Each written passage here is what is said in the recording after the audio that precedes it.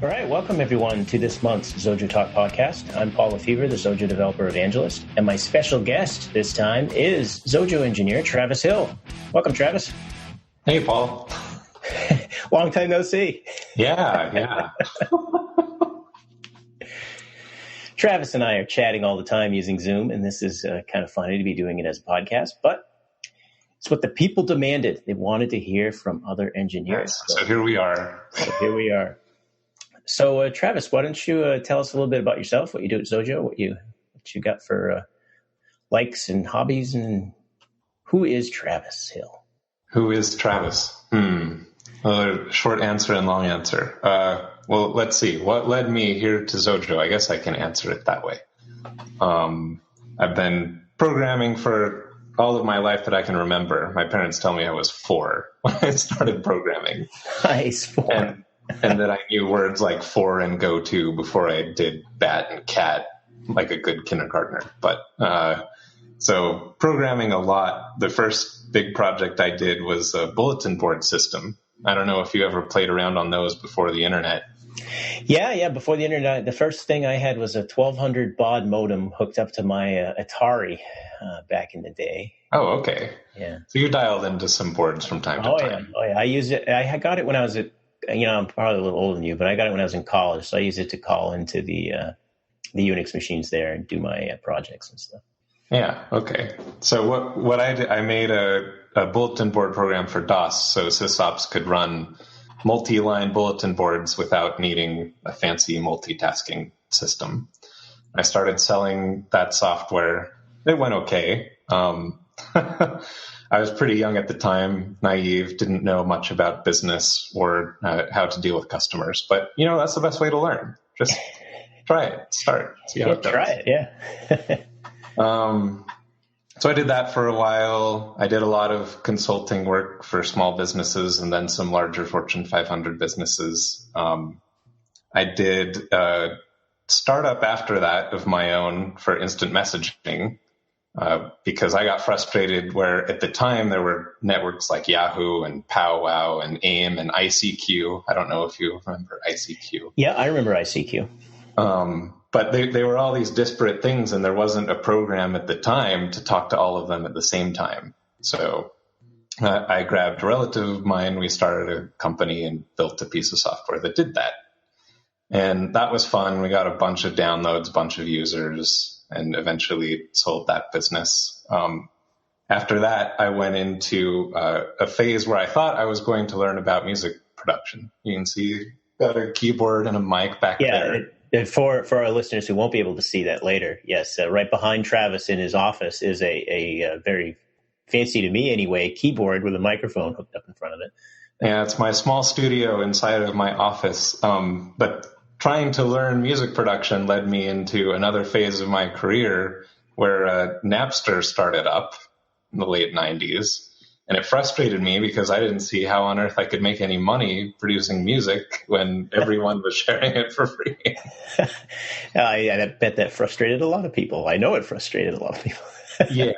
So I did another startup that was based on tracking Napster behavior and trying to do basically anti-piracy work to try and shepherd people into budding legitimate services that were starting to pop up. And that, around that time is when you started seeing music stores like Rhapsody and iTunes got going and things like that. So I ended up doing that for quite a while. That company was bought, and then we took that company and sold it again. So over the course of 13, 14 years, I was doing anti-piracy work since the start of Napster to just a couple years ago.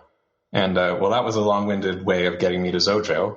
But I had decided after all of those years of anti-piracy work that I was going to take a break, just do some, angel investing, maybe do another startup of my own, but I didn't want to do full-time work.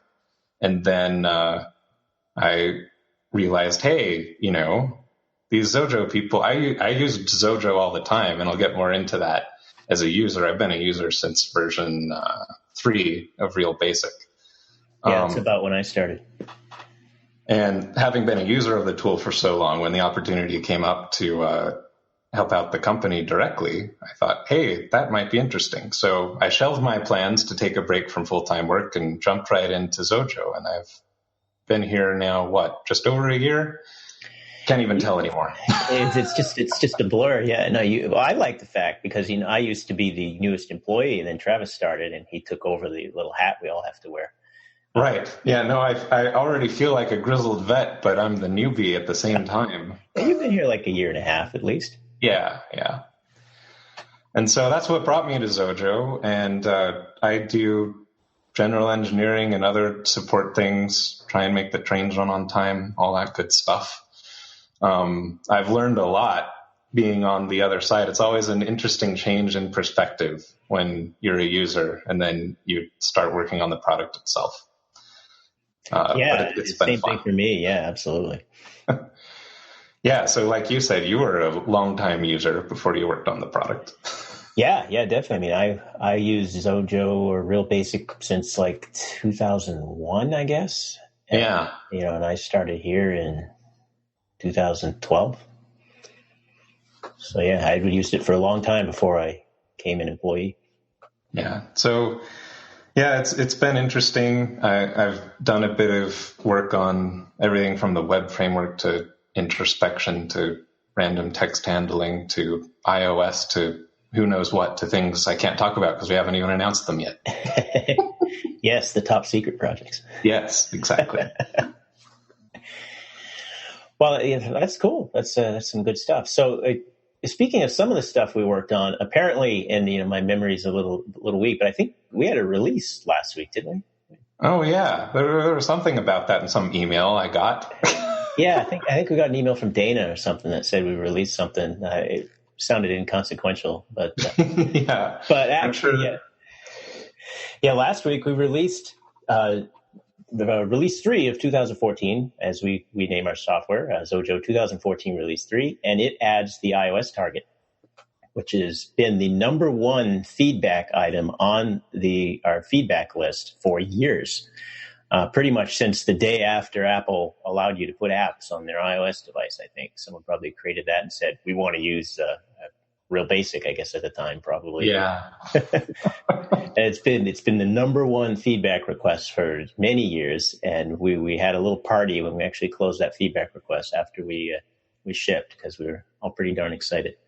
Yeah, and that was quite an engineering project because it involved, and a lot of folks don't see all the work behind it, and well, that's part of our job, so people don't have to deal with the complexity. But leading up to that release, I mean, it includes a new compiler, a new framework, a completely new user interface metaphor and paradigm. There was a lot of work that went into it to get it shipped. Yeah. When you look at it now, I mean, you just fire up Xojo as you always do, and all you see now is, in the project chooser, there's this new row that says iOS. Like, that's it? Yep. But after so we were waiting just for that? After you click that, everything else that comes up is almost entirely all new, and but it's pretty well hidden because it's tied into the familiar stuff you're already used to work with. So it doesn't feel or look like it's all new, but pretty much is. Yep. And so, yeah, it's a really great feeling to have that shipped. And now, of course, we'll, continue adding more to it like we do with everything else. Yeah, definitely. I mean, having the iOS target's been great. I've been obviously working with it a lot in the past many months as I've been learning how to use it so I can actually attempt to write some instructions for others to learn how to use it. And it's been great fun making iOS apps. And it's actually, I think it's going to be good too, because it's my son, who is 10 now, finds it much more interesting when he sees me designing and making iOS apps that he knows he'll be able to put on his iPad than before when I was making, Mac or Windows type things. And he was like, whatever. But so, I mean, throughout the beta and the alphas, he would come in the afternoons after school and help me work on an app or something, or watch what I was doing. And he found it very interesting. Yeah, when I was teaching my wife Xojo a while ago, she was experimenting, going through one of our guides, and she kind of liked it. But one of the first things she said was, well, I want to make something that I take with me on my phone. How do I do that? I had to tell her, well, you don't do that quite yet. Now she can. Right. Right. Well, I mean, and that ties in a little bit to, I mean, I'll bring this up now because it's somewhat related, is last week was Computer Science Engineering Week. And apparently it's a relatively new thing. I'm aware of this being the second year that they've done this. Oh, okay. And it's sponsored by code.org, which is, a nonprofit charity kind of thing. And its goal is to promote programming among the masses. And last year was the first year that I became aware of it. And I don't think I did a specific webinar related to it, but I did end up volunteering at the middle school last year, as my wife teaches there. And I went in for a day and helped with that. I gave a little demo. And I did that again this year, and I did it last week. And I went in on Friday, and she has 4 science classes. She's a science teacher. And I went into each of the classes and gave a little talk about what it means to be a programmer, and then did a little demo of apps that I made in Xojo. And last year when I did it, I didn't have a great group of apps that were fun for middle school kids. So you could tell they were, getting a little glassy-eyed thing. But this year, I was prepping for this all year long. So I've done webinars and games a couple times throughout the year. And then with iOS stuff, I knew I wanted to have something that would be a good demo for these kids. And I do work for Xojo, so I had a rough idea when we were going to ship. So yeah. So I had this timed pretty well, and I was able to go into the class with several iOS apps to show them. And I showed them an app that lets you doodle on the screen with your finger and, do simple things like change the line thickness and colors. But they get to see what a real app looks like with real code behind it and what that actually, how you do some of that stuff. And then I showed them a little game as well that is very simple, that has a bunch of squares floating around the screen, and you tap on the screen and have to move a square and keep it from bumping into these other ones that are floating around. And that was just the funniest thing, because they were all like, that's the best game ever. And they're like, is this on the App Store? I want to download it now. And I was like, really? But they were just very excited in a way that they weren't before when they were used to, when we were showing them computer apps. And some of that goes to the fact that, at least here in Maine, most of the students at schools are given iPads. Oh, okay. They don't generally have computers. They have computer labs they can go to, but they all have iPads that they take with them from class to class. The middle school and high schools in particular, they don't buy new textbooks or anything anymore. It's all done on the tablets. And they have a much deeper connection to iPads than they had to PCs. Right. So now I have and then I had to explain to them, well, I could submit it, but it'll take a while, and Apple's closed between Christmas and New Year's. There's a slim chance I'll be able to get this game submitted to the App Store before the end of the week. But I said, there's no way it's going to show up before the end of the year. Yeah. But yeah, it's definitely should be pretty exciting. And it's just the amount of apps. I mean, even when I was doing consulting, you'd get, clients that would come in that would want often some sort of companion to their main app that you're building for them, but they want to have some companion app that's mobile that can maybe, read in the data from the database, or, do the boring businessy stuff that we do to make our livings. And now be able to say, yeah, I can do that. Yeah.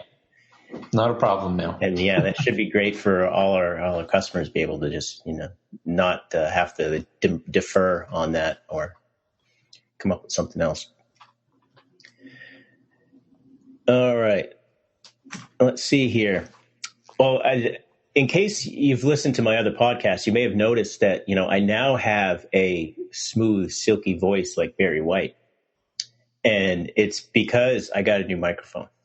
Oh, not just the vocal training. No, I have no vocal training whatsoever. And my appointments with James Earl Jones are not until February.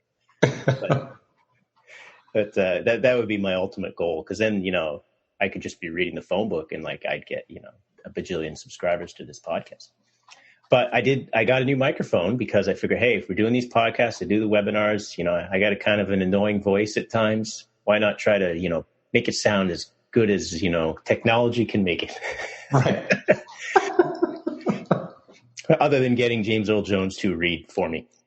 So I got this Blue Yeti microphone that I had heard recommended on some people I follow on Twitter that do podcasts that I listen to. And they said, this is a pretty good mic. It's not too expensive. And then when I saw it show up in a lightning deal on Amazon, I like pulled the trigger and said, all right, I'm getting it. And I've been using it for the last couple of weeks for our status meetings. And I think I did it for the last webinar as well. And now this is the first podcast with it. And then when I was, prepping with Travis beforehand, it turns out, on his keyboard back there, he's got the same mic. And he never I actually use some of those in my own home recording studio. They're really pretty good mics for the price. It's tough to beat them. Yeah, I was surprised. Mine was $80 on Amazon. And the thing I really like is it's got the microphone. It's got the output so you can plug headphones into the microphone. Yeah. So that's what I'm doing right now is I'm wearing headphones, but I can hear my voice in the headphones, which if you don't have that little plug on the mic, you can't do that. And then your voice sounds rather muffled and it's kind of hard to talk that way. Right. So it's kind of cool. I feel like I'm like in a real little radio studio or something like that. I told Travis the next thing I need to get is some sort of boom mic, and not a boom mic, but a boom to put this mic on so that it's not just sitting on my desk, at least for the webinars. Because I noticed the last one, this mic is so good, it picks up things like mouse clicks very easily. Clicks and taps. And typing would get pretty obnoxious. I don't generally try to type during webinars because I'm so awful at it, but I don't want that to get picked up necessarily either. So if I get it on a boom that's floating, it might help with that. So I got to eyeball something there and see what could possibly make sense. All right. Going through random things we're talking about. So one thing about going back to iOS a little bit, it seems like, obviously, as you would expect, with this being the number one feedback request for so many years, that this is kind of dominating a lot of the conversation on our forum as well, with people asking questions and making stuff. And one thing that I want to point out to people that is really cool is we've included a fair amount of controls in this first release, and we're going to always be adding more. But our user community has already started going crazy adding things.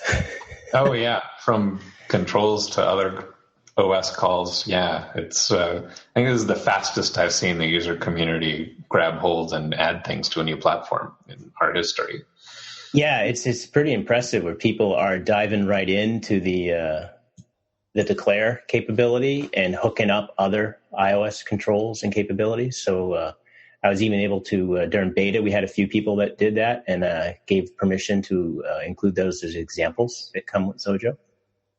And even myself, I've taken a little bit of time and effort to start studying some of these very dense Apple docs that are dense. I like the word dense because they are just thick with stuff in there, and figure out how to create some declares. So I actually myself made a few declares that do a few things. I'm going to say you did some voice declares and show URL. You did several by yourself.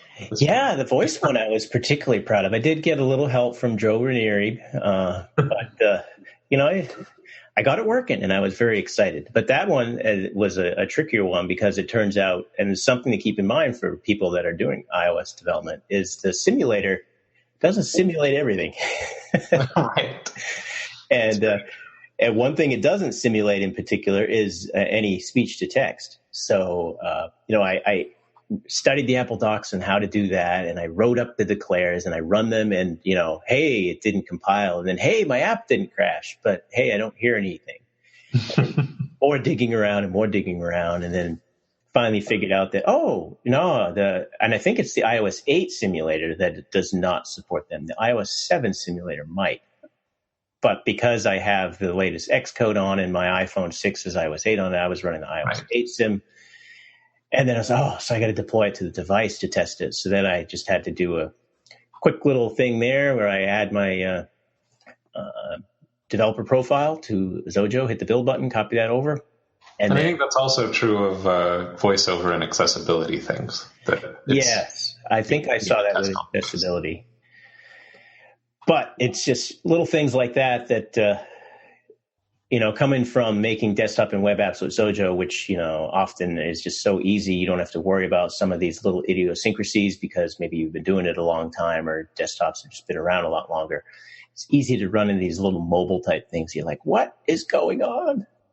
Yeah. And, for a lot of reasons, many of them good, writing something for mobile can be a bit different than writing something for a desktop. Yeah, that's true. It's certainly, and that is something that is interesting from a design standpoint, is just figuring out how you're going to lay out stuff for mobile, because, essentially you've got generally a small screen to work with, and everything runs full screen on iOS. There's no, windows or anything like that. It's just, this is your... Yeah, you really need to concentrate on what are the most important pieces of information to display or to get. And sometimes that takes a lot of time to figure that out. Well, the funny thing, and not the funny thing, but one of the things that we've added to help with that is something called auto layout. Yeah. Which has been a tremendous amount of work to get to where it is now. And it is, those of us at Xojo, we've been using it for a long time, so we're pretty familiar with it, but it's new. Everyone else just saw it for the first time last week, really. Right. And today I actually had to put together something for a web app, and I'm laying out the thing, and I wanted to, set up some of my fields so they moved based on the size of something else, and I can't do it. Yeah, you do get, once you're used to it, it's a bit of a, it can be a bit of a shock to the system at first if you're only used to saying, top is here and left is there. But once you get used to auto layout, it's really quite powerful. And the idea that you can lay out your interface once and have it work on everything from an iPhone 4S all the way up to a 6 Plus and have the interface actually scale correctly. It's really quite nice. And then all of a sudden, like you just said, you want it on the desktop and web. Yeah, well, I was like, this would be perfect on the web, and I want it now. And I know we've talked about it. We'll see what happens there. But I was like, oh, man, this is killing me. It would have been like 2 clicks on an iPhone app to fix this so my layout would readjust itself appropriately. And now I'll have to put some code in and stuff. But it's amazing what spoils you and what the new stuff you get used to quicker than you might expect. Yeah, and I actually got kind of spoiled by something that may sound obscure to a lot of folks, but our new date handling in the new framework that makes it really easy to deal with time zones and doing date math. I've wanted that for a long time, and it's nice, and that's supported across all of our platforms now in the current release. So I've latched onto that really quick. And yeah, that's pretty handy, because you can do things like create a date or create 2 dates and then subtract them, and you get back a date interval that indicates the time between the 2 dates. And and if you want something that is a month later, you don't have to worry about how many days did that month have. Is that really going to work, and pick the right day? It just works. And when you're doing date math, even across time zones, you might have things like daylight savings time differences. Well, that can be all handled for you now, too. So there's a lot of things that are kind of subtle that you don't really think about with handling dates and times that are now automatic for you.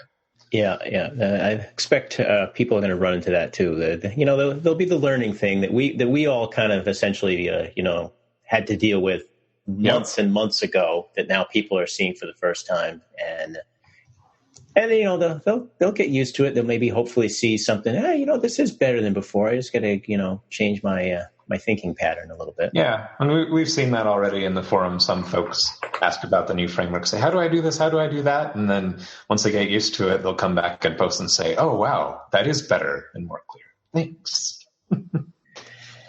All right. Well, that's good. Let's see here. Next year, as people may have heard regarding iOS, Apple made some announcement regarding what they're accepting in the App Store. And I'm going to let maybe Travis take a handle on that, explain what's going on there. Yeah. They announced that as of February 1st, 2015, that all of your iOS apps submitted to the store have to be 64-bit. And I recently made a public announcement that we don't do terribly often, but I made a public announcement about our 64-bit support that 2015 R1 will be shipping with 64-bit support for iOS. So as a Xojo user, you don't have to worry about it. You'll be able to build, submit just like you always have, because we will meet Apple's deadline. And of course, if you're able to get your app in, soon, it'll go in. because I created the first app that got submitted and accepted. Oh yeah, to the app. There's no problem with Xojo apps going in now, and I've heard from a couple of people that are happily on their way through the review queue. Yeah, I submitted one as a test. It actually was just one of the examples we include with Xojo, the tip calculator that's in Xojo. I submitted that as is, really. And then after I submitted it, I started to get feedback. Well, you should add this, or you should fix this. And then my wife used it. Like, oh, the font's too small. You need to make this bigger. So now I get this list of enhancements I need to add to Tip Viewer. Yeah, but of course that first submission, it wasn't really, and I noticed some forum comments about it, wasn't really about the application. It was to show that, yes, Apple accepts Xojo built. Right. Well, exactly. It was just, the examples are meant to show you how to do a certain thing. And this one was to show you how to handle two different views and how you switch between them and do a little math and stuff. And then all of a sudden it's in the App Store. Well, geez, I need a better icon. I need to actually review the fonts more closely. Right. So I'm gonna go and do that. The benefit is, of course, this will roll back into an actual example we include with Xojo, so people will have even more complete apps to look at and study. Yeah, and one more thing about iOS as I'm thinking about it, there are several different approaches that some tools take. Some are native code with native controls. Others are not native code and not native controls. But in case someone's wondering or hasn't checked it out, just like all of our platforms, Xojo iOS is native code with native controls. Right. Yeah, that's a very good point, Travis. All of our stuff hooks up directly to various things in the direct Apple's framework. They often map, directly to specific UI things that you'll see in Apple's Cocoa Touch docs. And that's what allows you to do declares to access other stuff. Exactly, because they're actual operating system UI controls. Yep. Yeah, that is pretty handy. All right, well, enough about this Xojo thing, whatever the heck that is. I mean, it's taking up too much time. Isn't its name on this podcast somewhere? Oh, darn, that's right. It is XojoTalk. Yeah, I got it in there. With your keyboard behind you, it makes me think about music again. And so you actually play this keyboard? Oh, yeah. Oh, I grew up from a young age learning piano. And of course, I made my piano teacher kind of sad as I got older because, she would teach me classical music and, well-known, I guess people would call them oldies songs now that, what I wanted to do was not necessarily perform classical music, but I got into writing pop music. And my piano teacher didn't really appreciate that I was taking my training and leveraging that into something she didn't necessarily like. But, it's been fun for me. I wish I had more time to do it. But, it's a lot of fun to have different hobbies that aren't all exactly on the computer all the time. Yeah, that certainly helps with the brain to exercise different things. You never know how that can help you think more. Yeah, right brain and left brain, keep them both going every once in a while. My daughter she's now 13, and she plays the saxophone. And she's been teaching herself to play the keyboard. And, something similar to what I see that's behind you there. I don't forget what ours is. It must be a Yamaha or something. And so I can't play anything. I can play, the big thing I can play that I like to tell people is I can play the triangle. Oh, there you go. Well, that means you can keep time, right? With the little stick. Maybe. I bet I'd get out of sync pretty quickly, but I can tap it and I might be able to last. But when I see that, people don't necessarily play the triangle the whole time. They just tap it at certain points in the music. So I might be able to handle that, but that's the extent of my musical ability. So I always am. It's fascinating to watch, my daughter play all this stuff, and she teaches herself, popular stuff on the saxophone that she's not necessarily being taught by her teachers or at band school or anything like that, and stuff that she just wants to play. Yeah, and I think that's great because you want to just be interested in what you're doing, you want to enjoy it, and that means you're going to want to play stuff you like to hear. Yep. Yeah, I've gotten kind of, one thing modern technology has done to music is I can't perform or play live nearly as well as I could as a kid because now I set my computer up, do 1,000 takes of something, take the best pieces, I can manipulate it on a screen and be done. And it doesn't matter that it took me 100 times to get it right. No one ever hears the other 99. Well, yeah, I mean, it's like any band or musician today, the stuff you... Yeah. A lot of people don't fully realize how much work goes into music production when they actually hear a single on iTunes. How many different people and how much blood, sweat, and tears and takes went to make what you're hearing. One of my favorite bands when I was growing up, my teenage years, was Def Leppard. And they were notorious for spending years in the studio working on their album. And so I had a couple books about them that I'd read back when I was in high school. And it certainly opened my eyes to some of that stuff. Because, you hear a 3-minute song and they talk about how they spent, 7 months on this guitar riff in the middle of the song. Like, really? Okay. And by the time they're touring and you go see them playing it live or something, they just play it in the, 4 minutes or whatever. But I mean, at this point, they've played that song for years and, they must hear it in their sleep. But it's just fascinating. Yeah. Years ago, one track I was working on, there was a long debate about how many vocal layers to have. Was it more pure with just 4, or did you like, a full 16? It's just crazy the amount of different things that you go through to get a song completely done. Well, being someone who actually makes their own music, do you use any streaming service? How do you get the music that you like to listen to yourself? I really still like owning it, and so I usually buy stuff through iTunes. Yeah. But at the same time, I actually do have an active Spotify account, so I'll explore and listen to stuff through Spotify just because you've got a huge library. You don't have to buy anything. It's available. And if I like something or I think I'm going to play it several times, I'll usually buy it. Because even Spotify sometimes has what I call the Netflix problem, where sometimes they'll have to remove a certain song or a certain artist or album. And they usually come back. But if I really like something, I want to have my own copy. No one can take it away. Yeah. I use a service called Rdio, which is very much like Spotify.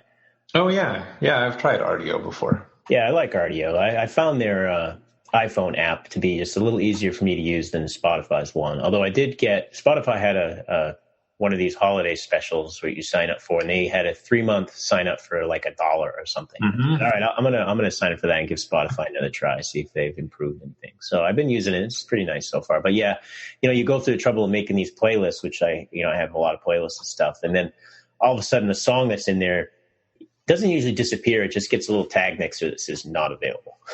Yeah, right. You're like, what? Well, and I keep comparing those streaming services, and I wonder if, probably one day Apple with their Beats acquisition will come out with their own. But like Spotify, I think their desktop client is better than Rdio's, but maybe Rdio's mobile client is better. There's always pros and cons to all of this. Yeah, well, it's Spotify's desktop client that one thing it did I really liked was it would merge your iTunes music with their library. So, So you kind of had all your music in one place. So because there's certain artists and bands that won't put their music on any of these streaming services. AC/DC, I think, doesn't. Def Leppard doesn't. Yeah. I got a list. Metallica didn't for the longest time. As you can tell, that's Beatles didn't for a long time. That's a lot of stuff I listen to, as you can tell. But and so it was nice having them all mixed in one place, because you can make a mixed playlist with stuff you own and stuff that's streaming. With Rdio, you can't do that. You can only listen to what's streaming, which is kind of annoying at times. Yeah. I haven't actually checked if the iPhone version of Spotify does that mixing, though. I don't know. I have to look into that. Yeah, but I do like listening to my music while I'm working, and particularly to annoy others when they're home. Yeah, you just have to remember to turn the music off when someone wants to talk to you. Otherwise, it's rude. So they say. So they say. All right, let's check the clock here. And, well, it's looking like we've chatted for a fair amount of time here. Is there anything else you wanted to bring up, Travis, before we maybe wrap this up? Let me think. Well, yeah, as far as Xojo goes, I mean, it's been a great place to be working, and I'm really excited about some of the things we have planned for next year. So I'll be excited to show more and more of those things to people as we make them and release them. It'll be a pretty great year for Xojo, and thus a pretty great year for our users. I'm excited. Yeah. The 2015 does look like to be a fun-filled year with some stuff people should enjoy quite a bit. Yep. All right. Well, I want to thank my special guest, Travis Hill. And I want to thank all our listeners. This has been the December XojoTalk podcast. And next year, the podcast will possibly be more frequent. I don't know if I'm capable of doing these weekly yet, but maybe a couple times a month. And this is also the last one we're going to do before a live studio audience. I am sorry about that, but it is rather challenging to schedule guests at specific times. So I need to be more flexible about that so that I can schedule these podcasts when it's convenient for the guest rather than when it's convenient for me. So upcoming ones will probably just be, a one-on-one conversation, and then they'll be posted for people to get in their favorite RSS reader. Or I should say podcast viewer, which I guess uses RSS to distribute it. That's probably why I had it on my mind. So enjoy the end of the year. Next time we do a XojoTalk, it'll be 2015. Hard to believe. Have a great day, everyone.